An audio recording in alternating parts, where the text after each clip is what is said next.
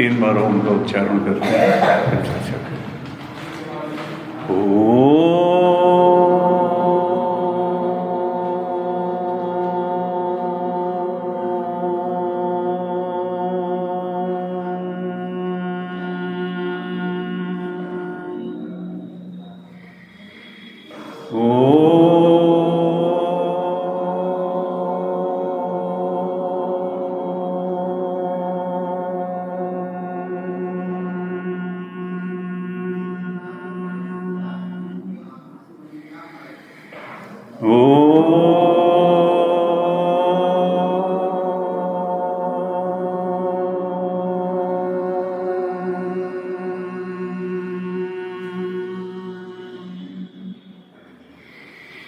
ॐ सहना भवतु सहनौ भुनक्तु सह वीर्यं करवावहै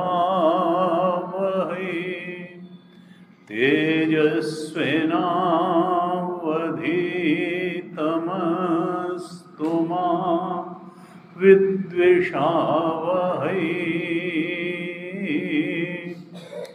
ओम शांति शांति शांति।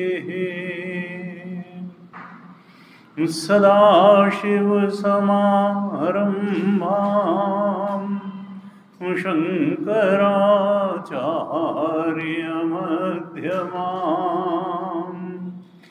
अस्मदाचार्यपर्यन्तां वन्दे गुरुपरम्पराम्। अज्ञानतिमिरान्धस्य ज्ञानाञ्जनशलाकया चक्षुरुन्मीलितं येन तस्मै श्री गुरवे नमः। तस्मै श्री गुरवे नमः। यन्मायावशवर्ति विश्वमखिलं ब्रह्मादिदेवासुराः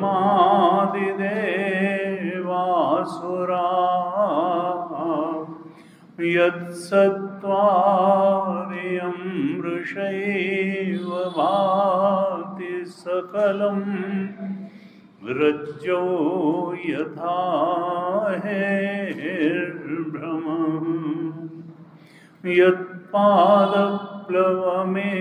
यत्पादप्लवमेकमेव हि भवां बोधे स्थितिर्षावतां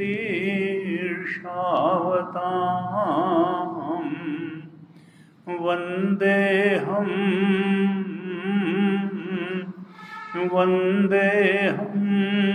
तमशेषकारणपरम् रामाख्यमीशं हरिं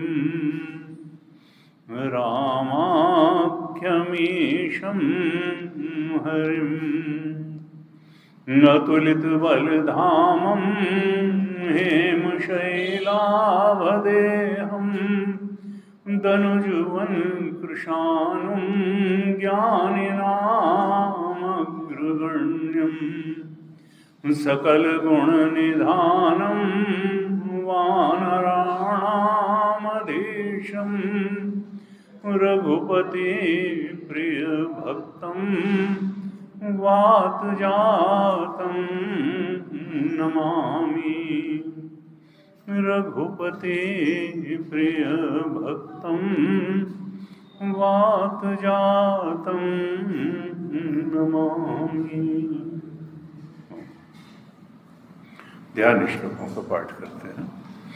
ओम पार्थाय प्रतिबोधितां भगवता नारायणेन स्वयं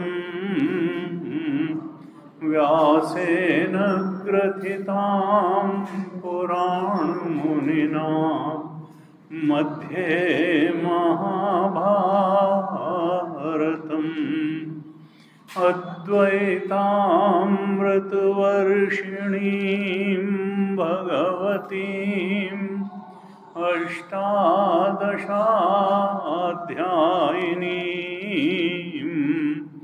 अम्ब त्वामनुसन्दधामि भगवद्गीते भवद्वेषिणीम्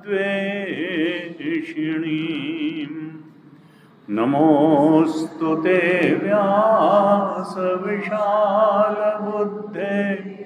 फुल्लारविन्दायतपत्रनेत्र येन त्वया भारततैलपूर्ण प्रज्वालितो ज्ञानमयः प्रदीपः प्रपन्नपारिजाताय स्तोत्रवेत्रैकपाणये ज्ञानमुद्राय कृष्णाय गीतामृतदुहे नमः। सर्वोपनिषदो गावो दोग्धा गोपालनन्दनः पार्थो वत्सः सुधीर्भोक्ता दुग्धं गीतामृतं महत्। वसुदेवसुतं देवं कंसचाणूरमर्दनं देवकी परमानन्दं कृष्णं वन्दे जगद्गुरुम् कृष्णं वन्दे जगद्गुरुम्।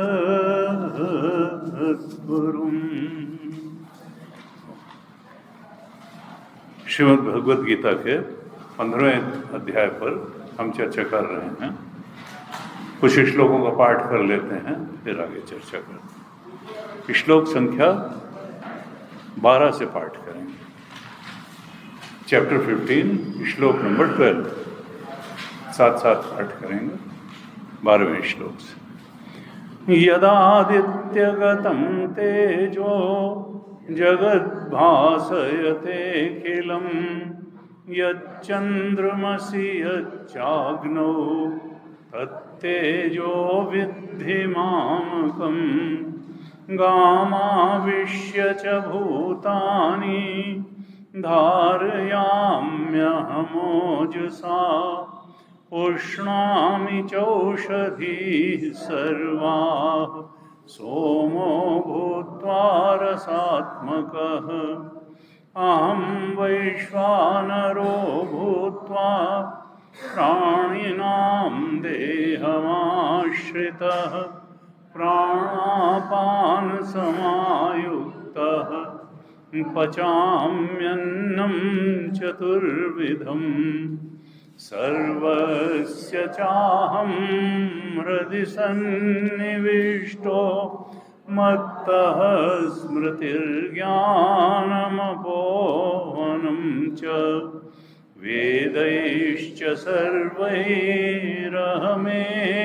वेद्यो वेदान्तकृद्वेदविदेव चाहम् द्वाविमौ पुरुषौ लोके क्षरश्चाक्षर एव च क्षरः सर्वाणि भूतानि कूटस्थोऽक्षर उच्यते उत्तमः पुरुषस्त्वन्यः परमात्मेत्युदाहृतः यो लोकत्रयमाविश्य बिभर्त्यव्यय ईश्वरः यस्माक्षरमतीतोऽहम् अक्षरादपि चोत्तमः अतोऽस्मि लोके वेदे च प्रथितः पुरुषोत्तमः यो मामेवमसम्मूढो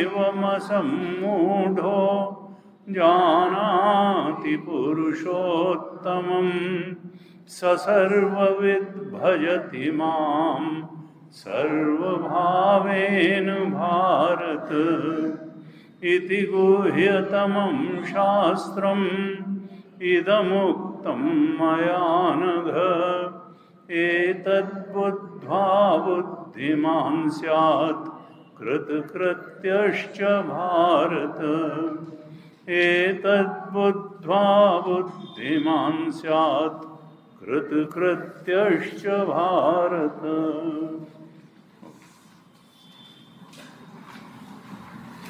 आज इस सत्र का 15वें अध्याय पर जो हम चर्चा कर रहे हैं, तो सप्त दिवसीय ज्ञान यज्ञ का आज जो है समापन का दिन है, 7वां दिन है। आज हम ये 15वां अध्याय पूरा करेंगे। बड़ा अच्छा है कि आज जो है वैलेंटाइंस डे भी है, तो हम जो है भगवान के साथ प्रेम संबंध स्थापित करेंगे और इस वैलेंटाइन डे में यही संकल्प लेकर के जाएंगे कि हमारा और परमात्मा का प्रेम बना रहे और दिन पर दिन बढ़ता रहे। और मनियत से वही राम के नाते, अगर परमात्मा से प्रेम बढ़ता रहेगा तो परमात्मा के भक्तों से भी बढ़ता रहेगा, और परमात्मा ही तो संसार के रूप में प्रकट हैं, तो संसार से भी प्रेम हमारा बढ़ता रहेगा, क्योंकि भक्ति का एसेंस तो प्रेम ही है। जी जी क्या कह रहे हैं? आज के दिन हाँ में हाँ बोलो। उसका आज जो है, आज साल भर पूरा हुआ है। हाँ, तो ये भी देखिए भगवत कृपा से चलता रहता है। अब दुष्ट भी यही हैं और सज्जन भी यही हैं, दुख देने भी वाले भी यही हैं, सुख देने वाले भी यही हैं। तो ये जो है हाँ, उन्होंने कहा कि ये जो है गुण दोष में जो है संसार रचा है भगवान ने। तो ये जो है, लेकिन भगवान तो सब कुछ के परे। सुनहु तात माया कृत गुण अरुदोष अनेक, गुण यह उभय न देखिए सो अविवेक। ये माया के अंतर्गत ही हैं, गुण भी है और दोष भी है। लेकिन हाँ, ये है कि परमात्मा का रास्ता गुणों से होकर के जाता है, दोष से होकर नहीं जाता। इसीलिए सारे शास्त्र, सारे संतों ने कहा कि देखो, दोष का निवारण जीवन से करते चले जाओ और गुण का आधान करते चले जाओ। फिर जब सद्गुणी बन जाएगा मन, सात्विक बन जाएगा, तो फिर वो गुणातीत में प्रवेश करा देगा। तो लेकिन दुर्गुण को हटाते जाना है, सद्गुणी बनते चले जाना है, और फिर वो सद्गुण ही अपने आप में गुणातीत में जो है वो हमें छलांग लगवा देंगे। ये तीन गुणों का जो खेल है ना, किसी में तमोगुण है, कुछ कर ही नहीं रहा है, आलसी की तरह बैठा हुआ है। किसी में रजोगुण है, तो फिर रजोगुण जो है, गीता जी के 3रे अध्याय में कहा कि कामयेष क्रोधेश रजोगुण समुद्भव महाशनो महापाप्मा विद्येन में वैरिणम। ये जो काम क्रोध जो हैं, ये रजोगुण से उत्पन्न होते हैं, और साधक के लिए, भक्त के लिए तो ये वैरी के समान हैं। मोरे प्रौढ़ तनय समज्ञानी, बालक सुत सम दास अमानी, लेकिन दुह कह काम क्रोध रिपु हानि। ये कामनाओं रूपी जो शत्रु है, या कामना में अड़ंगा लगता है, तो फिर क्रोध हो जाता है। तो क्रोध भी कामना का ही रूप है। और गीता जी में तो कहा गया कि ये 3 नरक के द्वार है। कहा कि त्रिविधा नरकस्येदं द्वारम नाशनमात्मनः कामः क्रोधः तथा लोभः तस्माद् एतत्त्रयं त्यजेत। ये काम, क्रोध और लोभ, जब कामनाएं व्यक्ति को बहुत ज़्यादा सताने लगती हैं, तो फिर कहीं ना कहीं तो पूरी नहीं होंगी, और तब दोष देता है व्यक्ति कि इनकी वजह से पूरी नहीं हुई, इनकी वजह से पूरी नहीं हुई, इनकी। जब पूरी हो जाती तो अपनी पीठ थपथपाता है कि देखो हम कितने टैलेंटेड थे, कितने मेहनती थे, कितने शार्प थे कि हमारी कामनाएं पूरी हो गई। नहीं, और नहीं तो फिर दूसरे को दोष, तो क्रोध आएगा उसके ऊपर। कामेश, और असल में कामना ही है जो मूल में है, क्योंकि कामना नहीं पूरी होती है तो क्रोध के रूप में प्रकट होती है, और पूरी हो जाती है तो लोभ के रूप में बढ़ जाती है कामना पूरी होकर के। इसीलिए गीता कर्तव्य की बात कहती है कि देखो कामना के से नहीं, कर्तव्य से कर्म करो, क्योंकि कर्तव्य पूरा होकर के छोड़ देता है।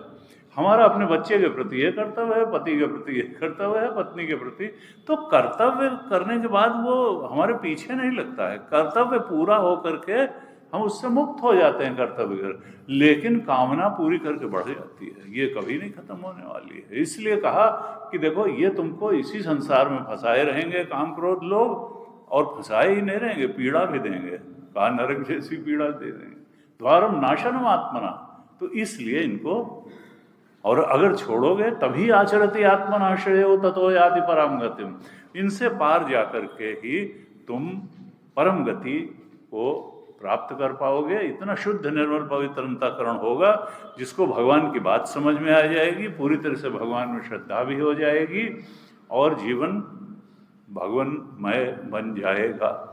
तीसरे अध्याय के अंत में कहा कि देखो कामेश क्रोधेश रजोगुण समुद्भव, ये रजोगुण जो है यही कामना उत्पन्न करता है, यही लोभ उत्पन्न करता है, यही नचाता है संसार में, यही उठाता है, भटकाता है, गिराता है, डराता है, कभी कुछ करता है, तरह तरह से व्यक्ति को परेशान कर देता है। तो इसलिए कहा देखो तमोगुण रजोगुण से थोड़ा ऊपर उठ करके तुम सात्विक बनो, सात्विक बनो। और सतोगुण में ये अपने आप में एक इनहेरेंट एबिलिटी है कि वो सत्वातीत में छलांग लगवा देता है, त्रिगुणातीत में छलांग लगवा देता है। भगवान ने वहाँ कहा कि कैसे ये ढकते हैं आदमी के चेतन को, शुद्ध चेतन आत्म चेतन स्वरूप को कैसे ढकते हैं। तो कहा धूमे नाम व्रियते वह्नि यथा दर्शो मलेन च, यथा उल्बेन आवृतो गर्भः तथा तेन इदम आवृतम। ये तीनों गुण कैसे ढकते हैं। सतोगुण भी है तो गुण ही, माया का ही तो पार्ट है, वो कोई परमात्मा तो है नहीं सतोगुण, लेकिन सतोगुण से हम त्रिगुणातीत में छलांग लगा सकते हैं अपने स्वरूप के बोध में। तो कहा लेकिन सतोगुण भी ढकता है, लेकिन कैसे, जैसे धुएं से अग्नि ढकती है, तो धुएं के बीच में से भी अग्नि दिखती रहती है। तो सतोगुण हमें अगर होगा तो हमको परमात्मा का स्वरूप दिखता रहेगा, अपने आत्मा का स्वरूप दिखता रहेगा। धूमे नाम व्रियते वह्नि, वह्नि अग्नि धुएं से जैसे ढकी रहती है, ऐसे ही केवल सतोगुण हमारे शुद्ध चेतन स्वरूप आत्म तत्व को, परमात्मा स्वरूप को ढकता है, यानी दिखता रहता है। और यथा दर्शो मलेन च, जैसे दर्पण के ऊपर एक मोटी धूल की परत जम जाए तो उसमें चेहरा नहीं दिख पाएगा, ढक जाएगी। तो रजोगुण इस तरह धूल की मोटी परत के समान हमारे स्वरूप को ढक लेता है, उससे दिखना मुश्किल है। और तमोगुण तो क्या है कि यथा उल्बेन आवृतो, जैसे जेर से एमनियन कोरियन से जो है वो फीटस ढका रहता है, उस तरह से तो मालूम ही नहीं पड़ता है कि वो कुछ है भी नहीं है, तो वो तो बिल्कुल ही ओपेक हो जाता है, और वो तो जैसे कि जान ही नहीं सकते तमोगुण में तो ये है। तथा तेन इदम, ये तीनों गुण इस तरह से हमारे स्वरूप को ढक लेते हैं। और फिर कहा भगवान ने आवृतम ज्ञान में तेन ज्ञानिनो नित्य वैरिणा, ये तीनों जो है हमारे आत्मस्वरूप को, ज्ञान स्वरूप को ढक लेते हैं, और ज्ञानी के तो नित्य वैरी हैं। काम रूपेण कौन्तेय दुष्पूरेण अनलेन च, ये जो कामना रूपी जो ये है खेल, ये ज्ञानी का नित्य वैरी है, सत्य को जानने नहीं देगा। ये दुष्पूरेण है, तुम कितना भी इसको पूरा करते चलोगे कभी पूरा ही नहीं होगा। कामनाएं बढ़ के ही बनी रहती हैं, एक कामना पूरी नहीं होती है, उसके पूरा करने के प्रोसेस में 10 और खड़ी हो जाती हैं, और जलाती भी रहती हैं। अनलेन चा, जैसे अग्नि दहन दाहक बनती है, ऐसे ही कामनाएं भी हृदय को जलाती हैं। इसलिए आता है उपनिषदों में एक कथा आती है, एक व्यवसायी था, व्यापारी था, वो जा रहा था जंगल से हो करके, उसका घर का रास्ता था, जाता था, और वो चलते चलते देर हो गई, जंगल में थोड़ा भटक गया, और जंगल में हो गई रात। रात हो गई तो भटकता रहा, कुछ पा नहीं सका, अंधेरे में और रास्ता है। उसको वहाँ 3 चोर मिल गए और तीनों चोरों ने जो कुछ भी था उसके पास, कहा क्या है, जितना वो कमाई करके लौट रहा था व्यापार से, सब छीन लिया। और उसमें एक ने कहा कि भाई चलो अब इसको मार देते हैं। हाँ ये तो बाकी दोनों ने कहा कि ठीक है, तुम ये जो लूटा हुआ माल है इसको लेकर के चलो, हम लोग अभी मार देंगे और हम आते हैं अभी, तब वहाँ बंटवारा करेंगे। तो फिर अब 2 चोर बचे। उसमें एक ने कहा ऐसा है कि अब छीन तो लिया ही, अब मारना क्या, ऐसा करते हैं इसको पेड़ में बांध देते हैं और फिर जो है ये इसको खुद ही अपने जंगली जानवर आकर के खा जाएंगे, हम लोग क्यों अपना इसको मारें। तो वो बांध दिया गया। और तीसरा एक चोर हो जाए, उसने कहा अच्छा हम जा रहे हैं, अब तुम भी आ जाना अभी। उसने कहा तुम चलो, दूसरा भी चला गया। तीसरा चोर जब बचा तो उसने कहा कि देखिए हमने तो आपका बड़ा अनिष्ट किया, सब लूट लिया और बांध भी दिया है, लेकिन मुझे लगता यह है कि आप जो है आप क्यों मारे जाएं, ये जंगली जानवर क्यों खाएं। तो अब आप तो घर भी नहीं जा पाओगे, लेकिन हम तो इसी जंगल के हैं, हम तो चोर हैं, तो आपको चलिए हम आपके घर का रास्ता उधर बता देते हैं, जहाँ आप बता रहे हैं जंगल के बाहर तक छोड़ देते हैं और आप फिर वहाँ से अपने घर चले जाइएगा। तो उसने कहा कि भाई ठीक है, आप तो बहुत अच्छे हैं। वो चले गए जंगल के बाहर तक जाके। उसने कहा वो जो बस्ती दिखाई दे रही है वहीं तुम्हारा घर है और अब आप वहाँ जाओ। उसने कहा नहीं, आप इतने हैं, हमारे घर चलिए, हम आपकी थोड़ी अवगत करेंगे, आप ये चोर कहते हैं लोग और ये तो। उसने कहा नहीं नहीं, हम तो चोर हैं, हम बस्ती में नहीं जा सकते हैं, हमारा यहीं तक है, वहाँ तो आप ही जाओगे। तो ये क्या है, ये तीनों जो है सतोगुण, रजोगुण और तमोगुण हैं चोर। तमोगुण तो कहता है कि मार ही दो इसको, सब छीन के कहता है मार दो। रजोगुण कहता है कि नहीं मारना क्या है, ऐसे अपने आप ही जो है जंगली जानवर खा जाएंगे।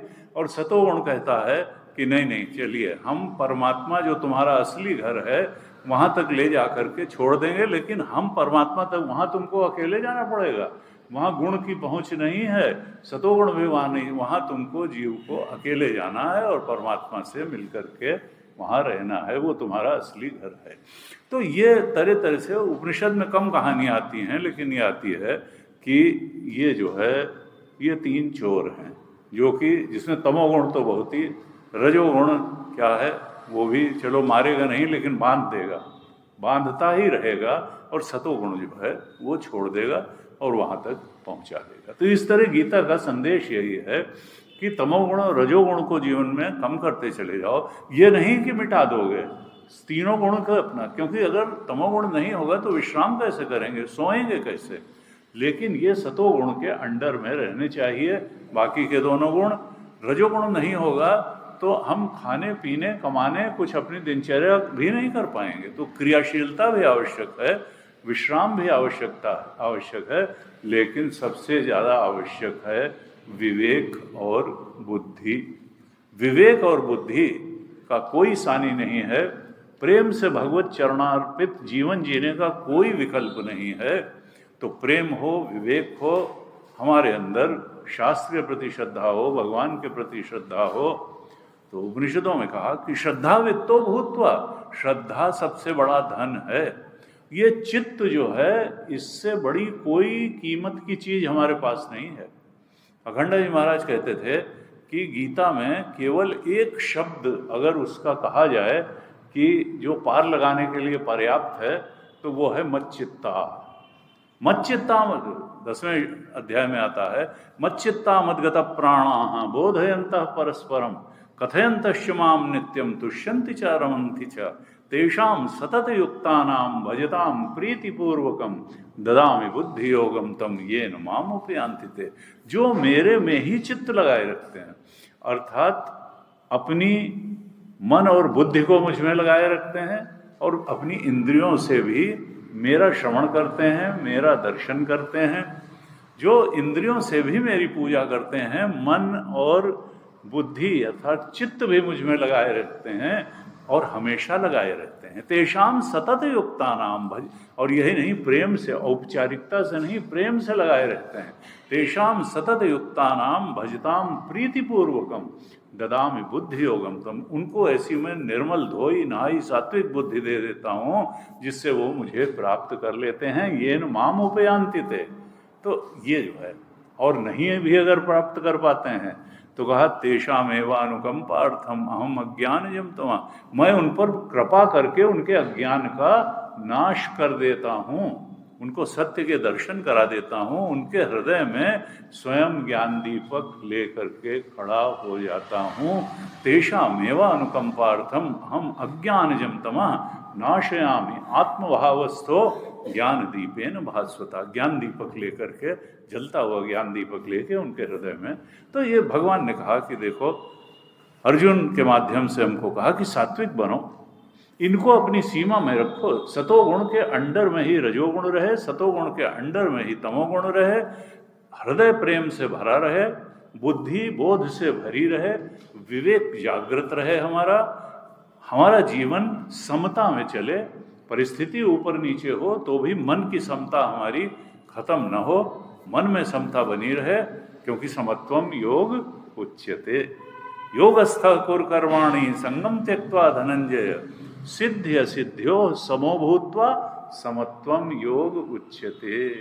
समता को ही गीता में योग कहा गया है। हम समता बनाए रखें तो फिर सब बातें हो जाएंगी। शास्त्रों में यही कहा, तुलसी बाबा ने बहुत ही सरल ढंग से उसको कह दिया कि देखो, मुकुर मलिन अरु नयन विहीना राम रूप देखहि किमि दीना। मुकुर मलिन, मुकुर का मतलब क्या है? दर्पण। दर्पण क्या है? जहाँ हम परमात्मा को देख पाएंगे। देखिए, अज्ञान जो है बुद्धि में है, आत्मा तो कभी अज्ञानी हुई नहीं, आत्मा तो ज्ञान स्वरूप है, आत्मा को कभी अज्ञान नहीं हुआ। अज्ञान बुद्धि में है और ज्ञान भी बुद्धि में होगा। परमात्मा का ज्ञान है तो बुद्धि में है, और परमात्मा का ज्ञान होगा तो भी बुद्धि में होगा, क्योंकि जो चीज़ जहाँ है वहीं तो खत्म होगी। और एक बात यह है कि जहाँ अज्ञान होता है वहीं अज्ञानजन्य वस्तु भी होती है। जैसे है तो रस्सी, हमको सांप दिख रहा है, तो सांप कहाँ है? रस्सी में है? उनका नहीं। जहाँ रस्सी का अज्ञान है वहीं जो है अज्ञानजन्य सर्प भी है। रस्सी का अज्ञान कहाँ है? बुद्धि में। तो फिर सर्प कहाँ है? बुद्धि में।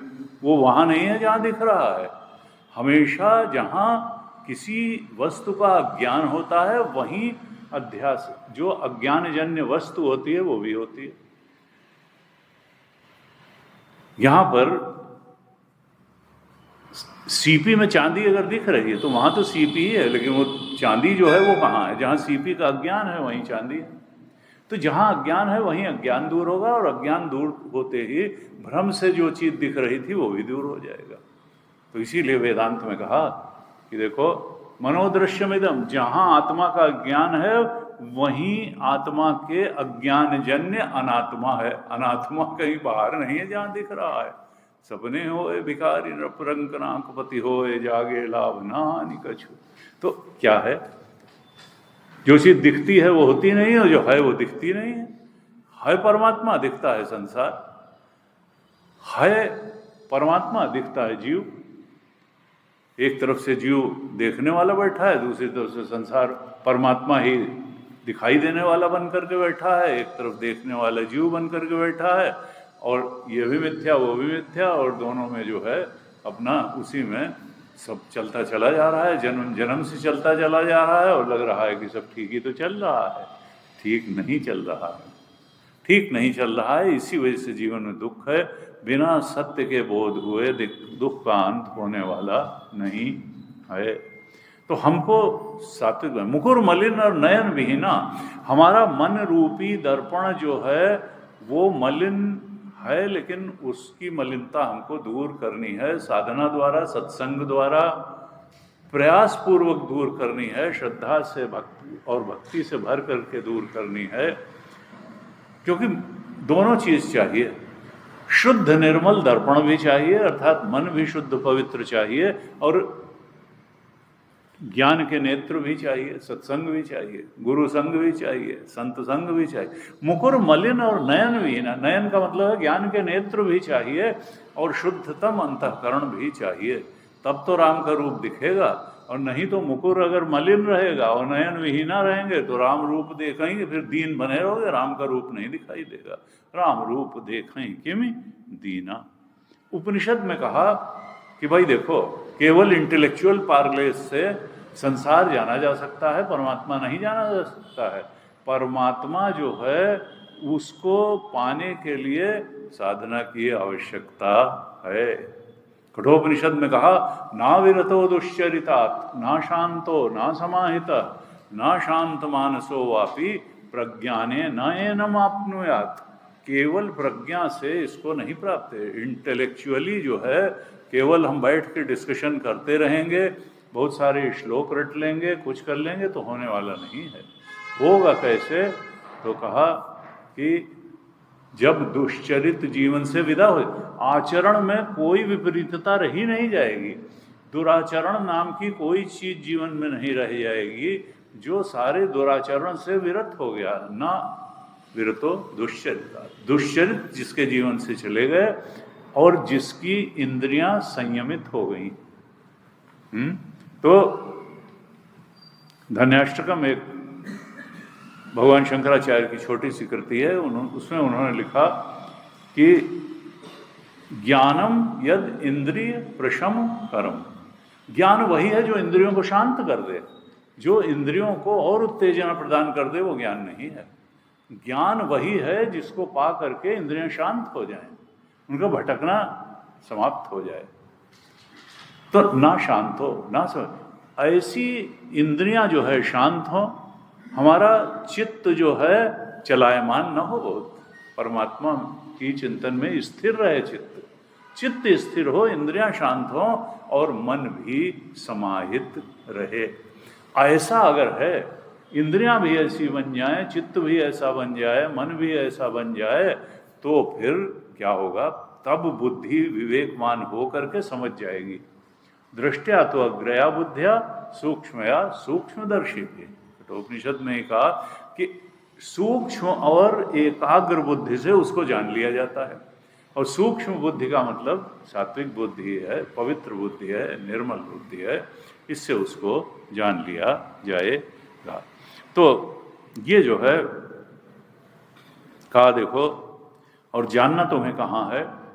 अपने अंदर ही जानना है। कबीरदास जी ने कहा, कस्तूरी कुंडल वसे मृग ढूंढे वन माहि, ऐसे घट घट राम हैं दुनिया देखे नाही। वो चेतना बन करके तुम्हारे हृदय में ही बैठा हुआ है। नानक देव जी ने कहा, आपय रसिया आप रस आपय रमणहार। खुद ही तो रसिया बन करके बैठा है, खुद ही जो है रस बन करके बैठा है बाहर संसार में, और आपय रमणहार, वही रमण कर रहा है। द्वैत है ही नहीं। द्वैत जो है तभी तक है जब तक हम जीव हैं, तब तक जगत भी है, तब तक ईश्वर भी है। लेकिन क्या है कि हमको खोजना अंदर है। पानी बिच मीन पियासी। कबीरदास जी ने कहा, पानी बिच मीन पियासी, मोहे सुनी सुनी आवे हांसी।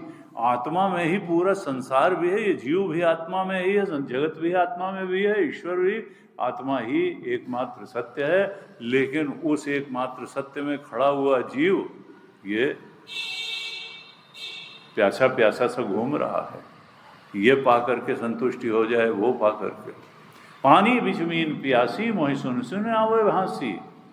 आत्म देश की खबर न जानी, मथुरा जाओ चाहे काशी। तुलसी कबीर तो बहुत ज्यादा कस के कह देते हैं। आत्मदेश जो है की खबर, कस्तूरी कुंडल वसय मृग ढूंढे बनवाई, ऐसे घट घट राम है दुनिया। कहा, जो तिलमा ही तेल है, जो चकमक में आग, तेरा साईं तुझ में जाग सके तो जाग। तुम्हारे ही अंदर चेतन बन के परमात्मा बैठा हुआ है। तो इस प्रकार से ये गीता जी का संदेश है और 15वें अध्याय का भी संदेश है कि देखो साधक अपने अंतःकरण को शुद्ध करो और श्रवण मनन निध्यासन करके सत्संग करके मुक्त हो जाओ स्वरूप बोध पा करके। तो 16वें श्लोक में क्या कहते हैं? कल हमने 15वें श्लोक तक चर्चा की थी। 16वें श्लोक में कहा द्वाविमौ पुरुषौ लोके क्षरश्चाक्षर एव च क्षरः सर्वाणि भूतानि कूटस्थः अक्षरः उच्यते। अब भगवान ये 16, 17, 18, 19 श्लोक में 4 श्लोकों में अपने शुद्ध स्वरूप का वर्णन कर रहे हैं। शुद्ध स्वरूप क्या है? उपाधिधारी स्वरूप नहीं। कभी वो राम जी के विग्रह में आ जाते हैं, उपाधि में आ जाते हैं, कभी कृष्ण की उपाधि में आ जाते हैं, लेकिन कृष्ण जी जब लीला संवरण करके चले गए तो इसका मतलब ये थोड़ा भी परमात्मा जो है वो अब रहा नहीं। परमात्मा तो है ही। हमारे यहाँ परमात्मा को 3 धरातलों पर स्वीकार किया गया है। ईश्वर के अस्तित्व को 3 धरातल पे। एक तो कहा निर्गुण निराकार जो ब्रह्म है, वो निर्गुण भी है, वो गुणातीत है और उसका फिर कोई आकार भी नहीं है। सत्यम ज्ञानम अनंतम ब्रह्म, वही सत्य है, सत्स्वरूप है, वही ज्ञान स्वरूप है और वो अनंत है। 2 अनंत तो होते नहीं। इसका मतलब उसके अलावा कुछ है नहीं। उसके अलावा जो कुछ भी है प्रतीति है, जीव की प्रतीति है, मिथ्या है। सत्य तो एक ही होता है। हम लोग अंत में कहते भी हैं, जो अंत में श्लोक पढ़ते हैं, ओम पूर्णमदः पूर्णमिदं पूर्णात् पूर्णमुदच्यते पूर्णस्य पूर्णमादाय पूर्णम एव अवशिष्यते। तो ये कैसे? पूर्णमदः पूर्णमिदं, वह परमात्मा जो है वो भी पूर्ण है और उससे जो निकला हुआ ये सृष्टि है ये भी पूर्ण है। पूर्णमदः पूर्ण इदम पूर्णात् पूर्णमुदच्यते, पूर्ण से पूर्ण ही निकला है। और पूर्ण से पूर्णमादाय, पूर्ण से अगर पूर्ण निकाल लो तो फिर पूर्ण में पूर्ण ही बच जाता है। अब ये कौन सी मैथमेटिक्स हुई कि पूर्ण में से पूर्ण निकला, पूर्ण ही निकला, और पूर्ण में से यह परमात्मा भी पूर्ण, वह संसार भी पूर्ण, पूर्ण में से पूर्ण निकाल लो तो पूर्ण ही बचता है। इसका मतलब क्या है कि 2 पूर्ण तो हो नहीं सकते, क्योंकि अगर दोनों पूर्ण होंगे तो एक दूसरे के लिमिटिंग फैक्टर बन जाएंगे और फिर अनंतम तो वो होगा नहीं, वो तो पूर्ण कहा। इसका मतलब क्या है कि एक तो वास्तव में पूर्ण है और एक पूर्ण प्रतीत होता है।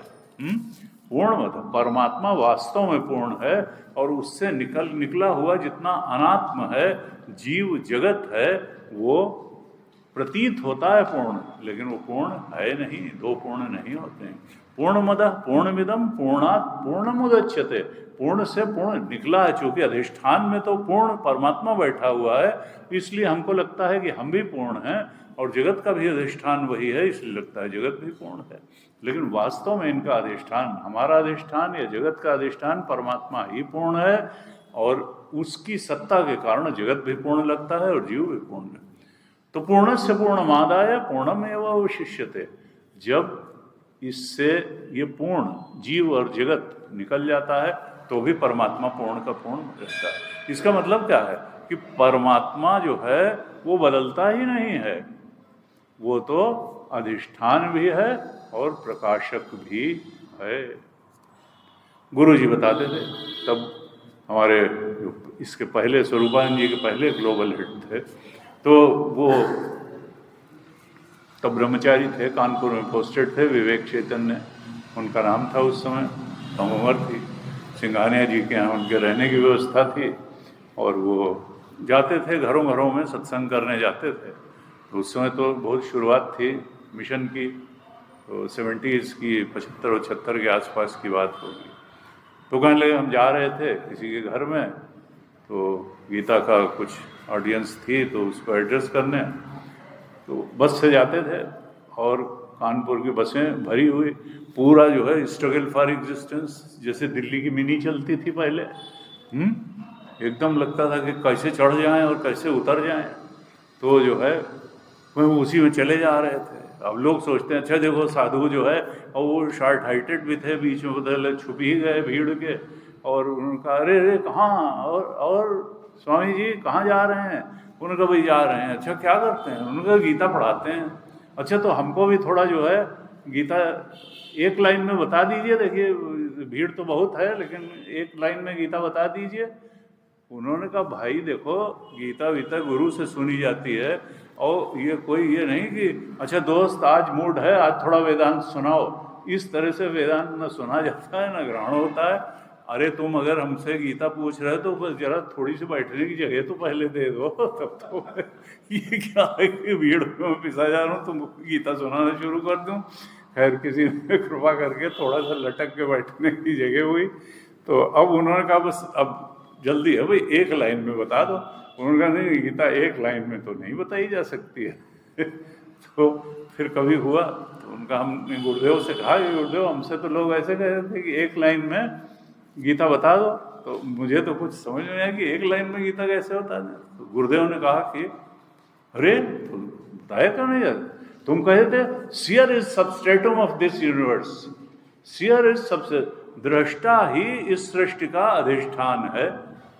तो उन्होंने कहा कि तो वो तो कह देते कि हम समझ नहीं पाए। उन्होंने कहा ये तुम कहाँ कि समझ में आ जाएगा, तुमने कहा बताओ तो हमने बता दिया, अब समझ में आवे और चाहे।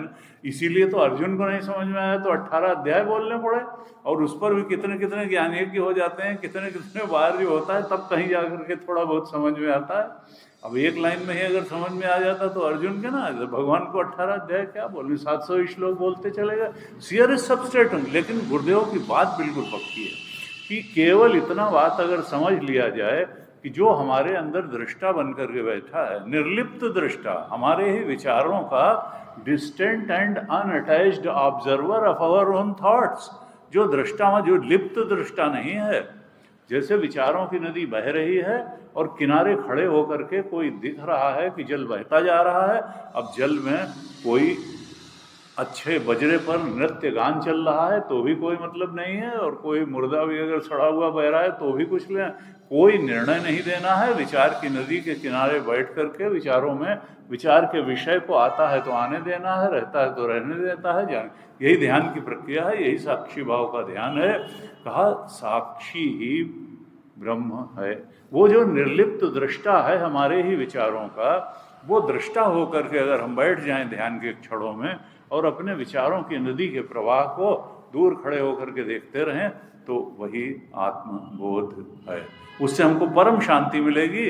अगर हम दृष्टा भाव में आके, साक्षी भाव में आकर के विचारों को देख लेंगे, धीरे धीरे विचार कम होते जाएंगे, विरल होते जाएंगे, और एक समय ऐसा भी हो सकता है कि विचार शून्य हो जाएं, और जब विचार शून्य हो जाएगा तो आत्मा आत्मा में ही प्रतिष्ठित हो जाएगी, दृष्टा ही बचेगा, दृश्य समाप्त हो जाएगा। वही समाधि की स्थिति है। और उस समय हमको ये मालूम पड़ेगा कि सुख जो है विषय निरपेक्ष होता है।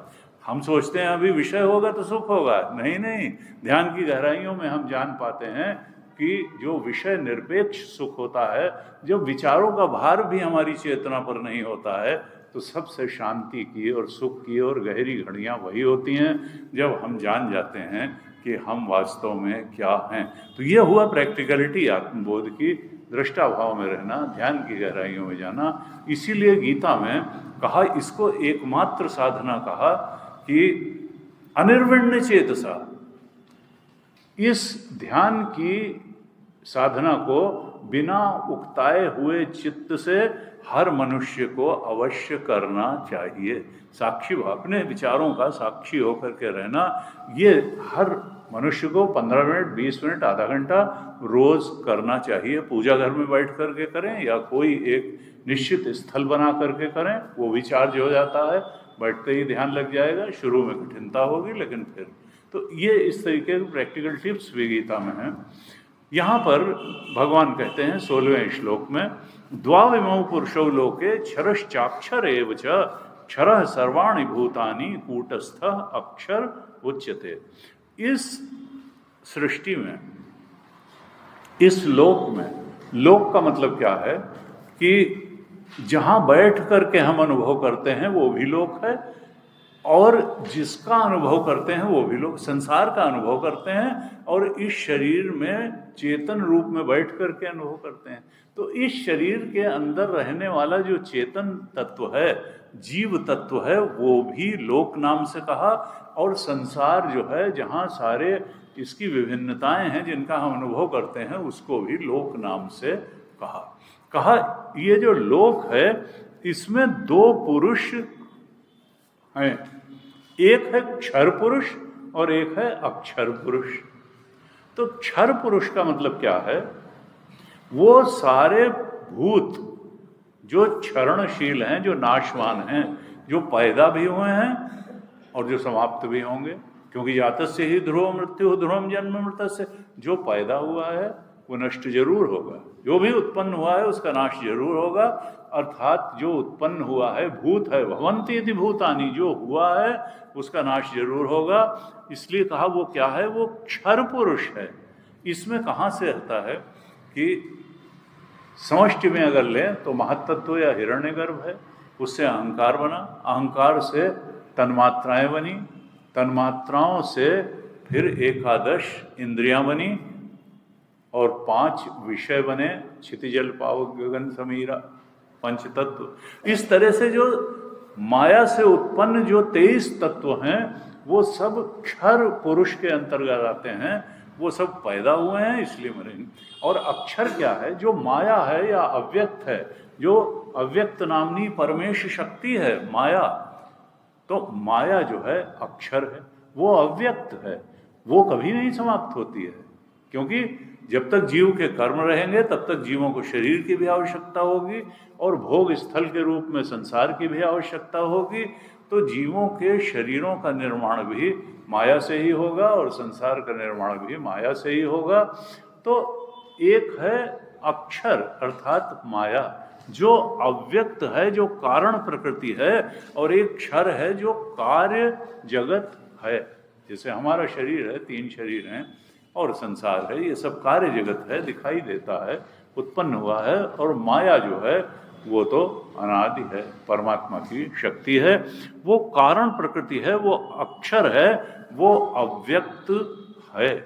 कहा क्षरः सर्वाणि भूतानि, जितनी भी उत्पत्ति हुई है, जितने भी माया से उत्पन्न जो जो कुछ भी है, कार्य है माया का, वो सब क्षर है। सारे भूत भवन्ति भूतानि, यानी पंचतत्व और सूक्ष्म तन्मात्राएं, अहंकार, समष्टि अहंकार, समष्टि बुद्धि, ये सब जो है ये भूत हैं, ये क्षर हैं।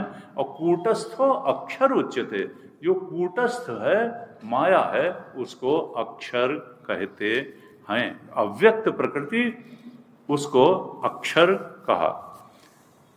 कूट का मतलब क्या होता है? निहाई। जैसे लोहार की निहाई होती है, उस पर वो पीट करके लोहे को कभी हंसिया बना देता है, कभी खुरपी बना देता है, विभिन्न औजार उस पर बनते हैं। तो औजारों में तो अनेकता होती है, लेकिन वो कूट जो निहाई है वो तो वैसी ही रहती है, उसमें कोई परिवर्तन नहीं हो। इसी तरह माया से जो उत्पन्न है, चाहे तो समष्टि जगत या व्यष्टि जगत, 14 भुवन, ये सब जो है ये उत्पत्ति और नाशशील हैं।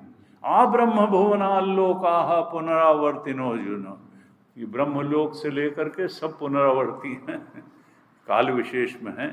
तो ये सब भूत के अंतर्गत हैं। माया जो है वो कूटस्थ है। कूट कहा, कूट का मतलब माया, और कूट का एक और मतलब है, भगवान शंकराचार्य ने लिखा, ये माया जो है ये धोखा देने वाली है। सबसे बड़ा धोखा क्या है कि जो चीज़ है ही नहीं उसको हाय करके दिखा देती है, और जो है उसको छुपा देती है। आत्मा को तो छुपा दिया और संसार को सत्य करके दिखा दिया। जीवत्व तो जो स्वयं प्रतिबिंब है आत्मा का, उसको सत्य करके दिखा दिया और आत्मा को छिपा दिया। तो ये क्या है? ये धोखेबाजी करने वाली है माया, कूट है, ये कुटिल है, ये कूट है, ये वंचना करती है, छलिया है, छल करती है, कुटिलता करती है। ये जो है, क्योंकि इससे बड़ा झूठ और छल क्या है कि जो है नहीं उसको सच्चा करके दिखा दिया और जो है उसको छिपा दिया आत्मा को। तो इस तरह से कहा ये 16वें श्लोक में कि 2 तरीके के पुरुष हैं, एक क्षर पुरुष और एक अक्षर पुरुष। अक्षर पुरुष का मतलब माया, और माया से उत्पन्न जो कुछ भी है वो सब नाशवान है, इसलिए उसको क्षर पुरुष कहा। 17वें श्लोक में क्या कहते हैं? उत्तमः पुरुषस्तु अन्यः। देखो, एक तो ये क्षर पुरुष हुआ, भूत अक्षर पुरुष हुई माया, और इनके अलावा जो है एक उत्तम पुरुष है, जो ये क्या हुए, ये अनुत्तम हुए, ये लोअर ग्रेड के हैं, इनसे बहुत श्रेष्ठ, इनसे बहुत विलक्षण एक और पुरुष है, उत्तमः पुरुषः तो अन्यः परमात्मा इति उदाहरता, जिसको परमात्मा नाम से कहा जाता है। क्षर पुरुष भूत, अक्षर पुरुष माया, इनसे भी परे, क्षर जितनी भी पदार्थ हैं उनसे परे, अक्षर माया से भी परे कौन है? परमात्मा है। उसको परमात्मा नाम से कहा जाता है। वो करता क्या है? यो लोकत्रयम आविश्य बिभर्ति अव्यय ईश्वर, वो तीनों लोकों को व्याप्त करके सबका भरण पोषण करता है। और इसको क्या जानते हैं? अव्यय ईश्वर, इसी को ईश्वर करके हम लोग जानते हैं। और ये क्या होता है? ये खर्च नहीं होता है, बिना खर्च हुए ही ये सारे भूतों का भरण पोषण करता है। माया को भी शक्ति देने वाला यही है, और जीव को भी शक्ति देने वाला यही है, और जगत को भी शक्ति देने वाला यही है। सबका भरण पोषण करता है और बिना थोड़ा सा भी बदले हुए करता है। इसीलिए कहते हैं कि दृष्टांत क्या है इसका? रज्जो यथा अहेर्वणम, रस्सी और सर्प। रस्सी ही बिना थोड़ा सा बदले हुए ही सर्प बन जाती है, थोड़ा भी खर्च नहीं होती रस्सी और सांप बन जाती। इसी तरह परमात्मा थोड़ा भी बदले बिना, थोड़ा भी उससे कुछ खर्च हुए बिना वो जीव जगत और ईश्वर बन गया। माया की उपाधि से वही ईश्वर बन गया, अविद्या की उपाधि से वही जीव बन गया, और पंचभूत की उपाधि से वही जगत बन गया। ये जो त्रैत दिखाई देता है, असल में इसका अधिष्ठान एक ही है, वही है परम आत्मा, परमात्मा, जो क्षर पुरुष से भी परे है और अक्षर पुरुष से भी परे है, और बिना थोड़ा सा भी बदले तीनों लोकों में प्रवेश करके, मृत्युलोक भी, स्वर्गलोक भी और अंतरिक्ष लोक, तीनों में प्रवेश करके इनको धारण करने वाला, इनको पोषण देने वाला, इनका भरण पोषण करने वाला ईश्वर बन करके वही परमात्मा है। और वो इन दोनों से उत्तम है, क्षर पुरुष और अक्षर पुरुष से। ऐसा बताया 17वें श्लोक में। 18वें श्लोक में क्या कहते हैं कि यस्मात् क्षरम अतीतो हम अक्षरादपि चोत्तमा। भगवान कहते हैं अर्जुन से कि अर्जुन, इस तरह से मैं क्षर के भी अतीत हूँ, क्षर के परे हूँ, यानी जो क्षरा सर्वाणि भूतानि, सारे भूतों के मैं परे हूँ, उनसे अतीत हूँ, उनके परे हूँ, सारे भूतों के भी परे हूँ, और अक्षरात अपि च उत्तमः, और जो अक्षर माया है, माया के भी परे हूँ। मैं माया के कार्य के भी परे हूँ और माया के भी परे हूँ। अतोस्मि लोके वेदे च, इसलिए लोक में भी और वेद में भी, यानी संसार में भी और वेद में भी, प्रथितः पुरुषोत्तम, मैं पुरुषोत्तम के नाम से विख्यात हूँ। अतोस्मि लोके वेदे च प्रथितः पुरुषोत्तम। क्यों? क्योंकि मैं क्षर के भी परे हूँ, मैं सारे भूतों के जो भी कार्य जगत है, व्यक्त जगत के भी परे हूँ, और माया या अव्यक्त जगत के भी परे हूँ। तो मैं व्यक्त के भी परे, अव्यक्त के भी परे, और मैं क्या हूँ? मैं पुरुषोत्तम नाम से। तो एक तो हो गया क्षर पुरुष, एक हो गया अक्षर पुरुष, और फिर एक हो गया पुरुषोत्तम, जो उन दोनों पुरुषों से, यानी भूतों से भी और कारण प्रकृति या माया से भी परे है। गीता जी में 13वें अध्याय में कहा कि ये सब कुछ जो है चल कर क्या कैसे रहा है, क्यों रहा है? कहा पुरुषः प्रकृतिस्थो ही भुंक्ते प्रकृतिजान गुणान, कारणम गुण संगोस्य सद असद योनि जन्मसु। कहते हैं भगवान 13वें अध्याय में कि ये जो है, जो जीव है, ये गुण के संग में आकर के क्या करता है कि पुरुष जो है प्रकृति में स्थित हो जाता है। वहां पुरुष का मतलब है चेतन। हम थे तो आत्मचेतन, लेकिन प्रकृति का संग हो जाने के कारण, इन तीन शरीरों का संग हो जाने के कारण हम अपने को शरीर मान बैठे। चेतन तो एक अखंड सर्वव्यापक था, उसके टुकड़े हो ही नहीं सकते थे, लेकिन हमने स्थूल शरीर से जब चेतन्य तादात्म्य किया तो अपने को जन्मने मरने वाला मानने लगा। जब मन से तादात्म्य किया तो अपने को सुखी दुखी होने वाला मानने लगा, और जब बुद्धि से तादात्म्य किया तो अपने को मान अपमान से ग्रस्त होने वाला मानने लगा। जबकि ये सब उपाधि के धर्म थे। स्थूल शरीर का धर्म था पैदा होना मरना, मन का धर्म था सुखी दुखी होना, और बुद्धि का धर्म था मान अपमान से ग्रस्त होना। आत्मा तो सच्चिदानंद है, वो कहाँ जन्मे मरेगी या सुखी दुखी होगी या मान, लेकिन देह के धर्म चेतन पर चढ़ बैठे, और चेतन के धर्म देह में आ गए। देह जिंदा जिंदा सा लगने लगा, चेतन लगने लगा, ज्ञानी लगने लगी बुद्धि, और जो है चेतन के कारण मन सुखी दुखी लगने लगा। ये कहते हैं क्या हुआ कि धर्मों का अध्यास हो गया। चेतन के धर्म शरीर तीन शरीरों में आ गए, और शरीर के धर्म चेतन में आ गए। चेतन परिच्छिन्न लगने लगा, शरीर में कैद लगने लगा। तो ये जबकि चेतन तो त्रिविध परिच्छेद शून्य है, न वस्तु उसको ढक सकती है, न काल न देश। देश काल वस्तु तीनों उस पर सुपर इम्पोजिशन है, उसको कैद में नहीं ले सकते हैं, लिमिट नहीं कर सकते हैं। तो कहा ये जो है पुरुषः प्रकृतिस्थो ही भूंगते प्रकृति जान गुणान। जब इस तरह से शरीरों में बंध गया ये चेतन, तो प्रकृति में स्थित होकर के अब वो संसार के गुणों का भोग करने लगा। कभी तमोगुणी, कभी कहा कि आलस बहुत बड़ी चीज़ है, कभी कहा कर्म करना बहुत बड़ी चीज़ है, कभी कहा नहीं अंतःकरण की शुद्धि बहुत बड़ी चीज़ है। तो इसी में तीनों गुणों में वो जो है बंध गया। पुरुषः प्रकृतिस्थो ही भुंक्ते प्रकृति जान गुणान कारणम गुण संगोस्य सद असद योनि जन्म। ये जो चेतन गुणों का संग कर बैठा, शरीरों का संग कर बैठा, यही कारण है नीची ऊंची योनियों में जन्म का। सद असद, सद का मतलब है ऊंची योनियों में जन्म, असद का मतलब है नीची, कुकर शुकर योनि में जन्म।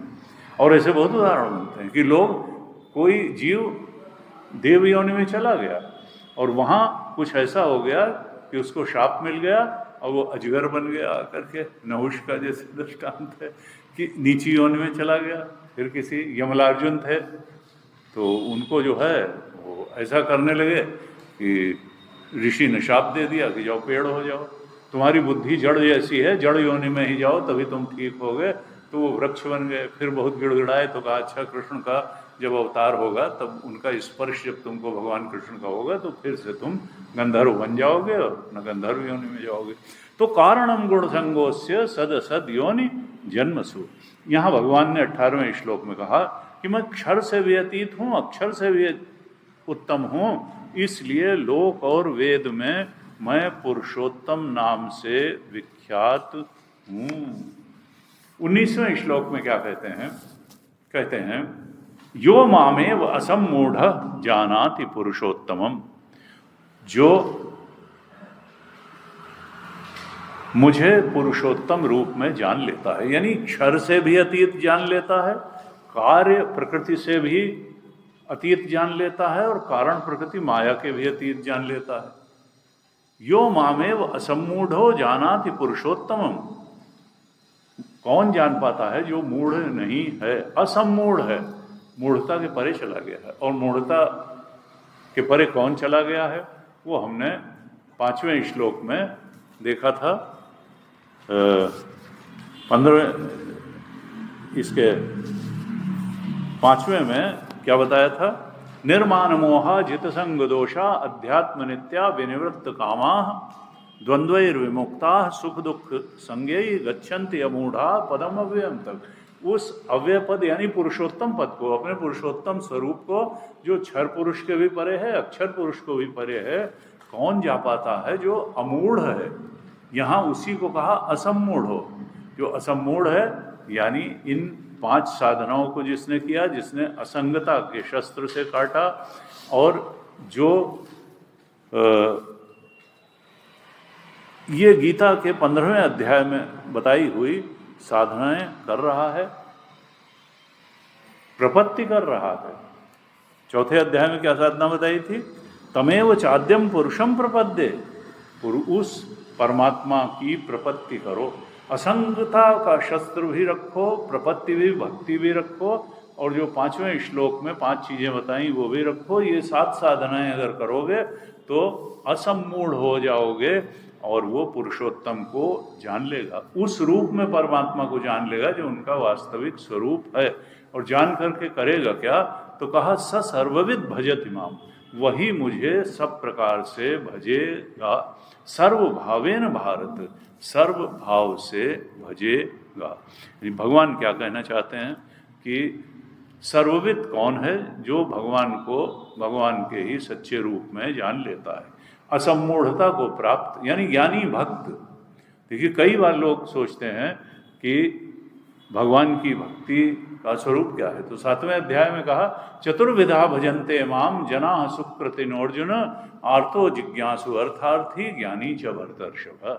4 प्रकार के लोग मुझे भजते हैं। कोई दुख से भजता है, कोई परेशानी हो गई तो उसके निवारण के लिए, तो वो भी मेरा भक्त है। ये नहीं कि तुमने कोई स्वार्थ से भजा, नहीं। हम अपने पिताजी से अगर अपनी बात नहीं कहेंगे तो किससे कहेंगे? भगवान तो परम पिता है। कोई दुख है जो हमारे अपने प्रयासों से दूर नहीं हो रहा है तो भगवान से प्रार्थना करनी ही चाहिए। वो सर्वशक्तिमान है, वो दूर कर देंगे। तो आर्त परेशान व्यक्ति मुझको भजता है, और कई बार कोई कामना होती है जो भोग करके ही जाएगी, अब वो विवेक से नहीं जा रही है, सत्संग से नहीं जा रही है, तो फिर भगवान से प्रार्थना करनी चाहिए कि भगवान मेरी ये कामना पूरी कर दो। तो आर्तो चतुर्विधा भजन जन, आर्तो जिज्ञासु, अर्थ तो अर्थार्थी, उसको कुछ चाहिए तो फिर भगवान से सामने अपनी कामना भी रख दो, अपनी परेशानी भी रख दो। और फिर जब कभी कभी लगता है कि कौन है जो हमारी कामनाएं पूरी कर देता है, वो कौन सत्ता है जो हमारी परेशानी दूर कर देती है, तो फिर जिज्ञासा होती है कि इसके बारे में जाने, इसका स्वरूप क्या है। तो जिज्ञासा उठती है और फिर व्यक्ति संत के पास जाता है, गुरु के पास जाता है, शास्त्र के पास जाता है और उसके स्वरूप के बोध के लिए प्रयास करता है, जिज्ञासा करता है। और जब जिज्ञासा करता है तो जिज्ञासा शांत भी होती है। जब जिज्ञासा शांत हो जाती है तो वही ज्ञानी भक्त बन जाता है। तो आर्तो जिज्ञासु अर्थार्थी ज्ञानी च भरतर्षभ। लेकिन जो ज्ञानी है, जब उसने जान लिया कि सत्य तो परमात्मा ही है, तो अब सत्य को जानने के बाद असत्य को तो भजने की कोई बात ही नहीं है। इसलिए ज्ञानी ही स सर्वविद भजति माम, वो तो हर तरीके से मुझे ही भजता है, क्योंकि उसके लिए तो और कुछ भजनी बचा ही नहीं। उसने तो देख लिया कि सत्य परमात्मा है। तो अब ऐसा नहीं है कि उसका प्रेम बटा हुआ अब नहीं रहता कि जननी जनक बंधु सुत दारा तन धन भवन सुहृत परिवारा सब कर ममता तागवट। उसकी तो सहज रूप में ममता, उसकी सहज रूप में समर्पण शरणागति परमात्मा में ही होती है। इसीलिए कहा ज्ञानी मेरा सबसे बड़ा भक्त है। तो कहा तेषाम ज्ञानी नित्य युक्ता एक भक्तिर विशिष्यते, ज्ञानी मुझसे नित्य जुड़ा रहता है, उसकी तो अनडिवाइडेड फेथ है, अनडिवाइडेड सरेंडर है, इसलिए वो मेरा सबसे बड़ा भक्त है। कहा ज्ञानी तो उदारा सर्व एवैते, ज्ञानी तो आत्मैव में उत्तम। ये सब उदार हैं, अच्छे हैं मेरे भक्त, लेकिन ज्ञानी तो मेरा आत्मा ही है। प्रियो है ज्ञानी नोत्यर्थम अहम सचमेव प्रिय, ज्ञानी मुझे बहुत प्रिय है और मैं ज्ञानी को बहुत प्रिय हूँ। तो इस प्रकार से कहा। लेकिन बहुनाम जन्मनाम अन्ते ज्ञानवान माम, ये बहुत जन्मों के बाद ये बोध आता है। इसलिए भगवान दिलासा देते हैं कि देखो जल्दी मत करो और घबराओ मत, चलते रहो चलते रहो चलते रहो, सत्संग करते रहो, भक्ति करते रहो, कर्म को कर्म योग बनाते रहो, ध्यान करते रहो, तो एक दिन तुम भी पहुंच जाओगे। गुरुदेव कहते थे there is 0% failure in spirituality. Spirituality में कोई फेल होता ही नहीं है, क्योंकि साधना एक्युमुलेट होते होते होते होते एक जन्म में तुम भी उस बोध को प्राप्त ही कर जाओगे। इसलिए ये मान करके कि नहीं अब हम तो क्या होगा, अब तो हमारी उम्र भी हो गई, कुछ होता नहीं, अब हम कैसे करें। भगवान ने दूसरे अध्याय के अंतिम श्लोक में कहा कि ऐशा ब्राह्मी स्थिति पार्थ नैनाम प्राप्य विमोहयति स्थित्वा अस्याम अंतकालेपि ब्रह्म निर्वाण। अगर आखिरी सांस के पहले भी तुमको ये गहरा बोध हो गया तो तुम्हारा निर्वाण हो जाएगा। साधना अंतिम सांस तक चलती है और अगले शरीर में फिर चलती है। ये भी नहीं कि इस शरीर में सांसें बंद हुई तो साधना बंद हो जाएगी। साधना तुम ले करके जाओगे अगले शरीर। कहा यो मामेव असम्मूढ़ो जानाति, जो मुझे पुरुषोत्तम जान लेता है वो सर्व भाव से मेरा भजन करता है, क्योंकि फिर उसके लिए भजनी और कोई बचता नहीं है। ससर्व, वो मानो सर्ववित हो जाता है। जिसने क्षर को भी जान लिया, जिसने अक्षर को भी जान लिया और जिसने पुरुषोत्तम को भी जान लिया, अब उसके लिए जानने को बचा ही क्या। यही तो तीन चीज थी, या तो क्षर पुरुष था, या अक्षर पुरुष था, या पुरुषोत्तम था। वो तो सर्वज्ञ हो गया, वो सर्ववित हो गया, और सर्ववित हो करके वो सर्वभाव से मेरा भजन करता है। इस प्रकार से 19वें श्लोक में भगवान ने कहा। अब 20वें श्लोक में क्या कहते हैं? ये 4 श्लोकों में तो भगवान ने अपने निरुपाधिक स्वरूप का वर्णन किया। क्षर पुरुष के रूप में अपना जो स्वरूप है बताया, अक्षर पुरुष के रूप में बताया, और पुरुषोत्तम के रूप में बताया, और कहा जो इन तीनों को जान लेता है वो सब कुछ जान लेता है। वो इस सृष्टि के रहस्य को जान गया और इसके अधिष्ठान परमात्मा के रहस्य को भी जान गया, अपने रहस्य को भी जान गया, संसार के भी और ईश्वर के भी। इस तरह से कहा। अब अंतिम श्लोक में, 20वें श्लोक में भगवान इस 15वें अध्याय की स्तुति करते हैं, अपने मुख से ही स्तुति करते हैं कि इति गुह्यतमम शास्त्रम इदम उक्तम मया नघ। हे अनघ, हे अर्जुन, हे निष्पाप अर्जुन, ये जो मैंने 15वां अध्याय जिसको मैं शास्त्र कह रहा हूं, क्योंकि इसमें मोक्ष से संबंधित अशेष अर्थ का प्रतिपादन किया गया है। कोई ऐसी बात नहीं है जो मोक्ष देने के लिए आवश्यक हो जिसका इस 15वें अध्याय में वर्णन न किया गया हो। इसमें जो 5 प्रकरण बताए गए, पहला प्रकरण जो बताया गया सृष्टि प्रकरण, दूसरा प्रकरण बताया गया मुक्ति प्रकरण, तीसरा प्रकरण बताया गया जीव प्रकरण, और चौथा प्रकरण बताया गया विभूति प्रकरण, और 5वां प्रकरण बताया गया ईश्वर प्रकरण। और ये अंत में 20वां श्लोक जो है वो स्तुति के लिए है। कहा ये जो गुह्यतम शास्त्र है ये मैंने तुमको कहा है अर्जुन। क्यों? क्योंकि तुम निष्पाप हो, तुम्हारा अंतःकरण शुद्ध है, पाप तुमको छू नहीं गया है। और क्यों नहीं छू गया है? भगवान जो है कहते हैं कि तुम कभी गुण में दोष नहीं देखते हो, तुमने हमेशा सद्गुण की प्रशंसा की, और जहां दुर्गुण वास्तव में था उसको दुर्गुण कहा, और सद्गुणों की हमेशा प्रशंसा की। तुम सद्गुणी हो, अनग हो, पाप रहित हो, इसलिए मैंने कहा एतद् बुद्ध्वा बुद्धिमान स्यात्। और इस शास्त्र को 15वें अध्याय में कहा गया जो शास्त्र है, जो इसके 5 प्रकरण हैं, इनको जान करके, बुद्ध्वा, इनको यथार्थता समझ करके, बुद्धिमान जो समझ लेता है इन 5 प्रकरणों को जैसा मैंने बताया है, उसी को मैं बुद्धिमान कहता हूँ। एतद् बुद्ध्वा बुद्धिमान स्यात्। इन 5 प्रकरणों को अर्थतः समझ करके व्यक्ति क्या हो जाता है? बुद्धिमान हो जाता है। धीरः धीमन्तः, धीर, सम दुख सुखः धीरः सो अमृतत्वाय कल्पते। दूसरे अध्याय में कहा था जो सुख दुख में सम रहता है वही धीर है। और भगवान शंकराचार्य धीरः धीमन्तः कहते हैं, जो धीमन्तः बुद्धिमान है। देखो बुद्धि सबके पास है लेकिन सबको बुद्धिमान नहीं कह सकते हैं। धन थोड़ा बहुत सबके पास है लेकिन सबको धनवान नहीं कहते हैं। जिनके पास ऐसा होता है कि जिनका बहुत धन हो और वो दूसरे के लिए उसका इस्तेमाल भी करें, तो धन सबके पास कुछ ना कुछ था। गरीब से गरीब आदमी के पास थोड़ा धन होता है लेकिन सबको धनवान नहीं कहा जाता। बुद्धि सबके पास थोड़ी होती है लेकिन सबको बुद्धिमान नहीं कहा जाता है। विद्या ददाति विनयम विनयाति याति पात्रताम पात्रताम धर्म आत्मनोति। और धनात् धर्म तथा सुखम। धन से जब धर्म किया जाता है सुख तभी आता है। तो कहा कि एतद् बुद्ध्वा बुद्धिमान, इन बातों को 15वें अध्याय की जान करके बुद्धिमान हो जाता है। और क्या हो जाता है? कृतकृत्यश्च भारत, और कृतकृत्य हो जाता है। यानी जो कुछ करना था समझो उसने सब कर लिया, अब उसके करने के लिए कुछ था नहीं, बचता नहीं है। क्योंकि क्या, क्षर पुरुष को जान लिया, अक्षर पुरुष को जान लिया, पुरुषोत्तम को भी जान लिया, तो अब क्या है? तुलसीदास ने लिखा, बंस की राह द्विज अनहित कीन्हे, और कर्म की हो ही स्वरूप ही चीन्हे। देखो, किसी संत का अनहित करने की बात सोचनी भी नहीं चाहिए। आप एग्री करें और चाहे ना करें, लेकिन उसका अहित नहीं करना चाहिए, क्योंकि वंश की राह द्विज अनहित कीन्हे, और कर्म की हो ही स्वरूप ही चीन्हे। जब स्वरूप का ज्ञान हो गया तो अब कर्म क्या है? अब तो जानना ही भक्ति है, जानना ही आत्मरमण है, जानना ही भगवत रमण है। और बस जानत तुम्हें तुम्हें हो जाई, सोई जानत तुम देहु जनाई, जानत तुम्हें तुम्हें हो जाई। अब तो ब्रह्मविद ब्रह्म ही भूत। अब कहा कृतकृत्य, अब उसके करने के लिए कुछ नहीं रहा, साधना का चरण समाप्त हो गया। अब तो सिद्ध की स्थिति आ गई, आत्मरमण हो गया, भगवत रमण हो गया, सत्य में रमण हो गया।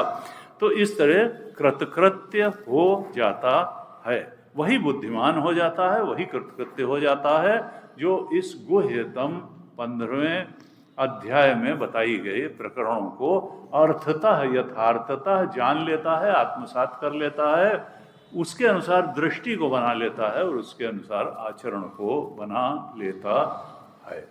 तो इस प्रकार से ये पूरा होता है।